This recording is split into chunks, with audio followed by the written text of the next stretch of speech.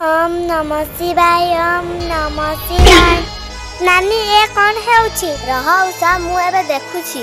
ओम सोम चंडालम। उषा तांत्रिक काल तपस्या करी चंडाल वर्षा करूछि। एही तपस्या रे हम नागुणी मानक शक्ति काम करेनी। हो नानी हमको एही समय रे सतर्क रहिबाकू पड़िबो। हे मोर चंबासुर प्रकट। कोन आज्ञा अछि गुरुजी?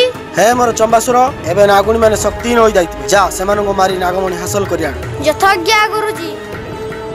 नागिन तू कोठी अछु? अच्छा आठिलो छु एबे तू मोठू बंची पारबुनी। नागिन तुमे दुईटा आजी मोठू खसी जाई पारबुनी। चल उषा यथा शीघ्र हमें शिव मंदिर भीतर को चली जिबा। चंबासुर हमको मारियो पर आ मूर्ख तांत्रिक तू आमको शक्तिहीन करि पारु किंतु जे शक्तिर भंडार तांको भूली गलु केमिति। हर हर महादेव।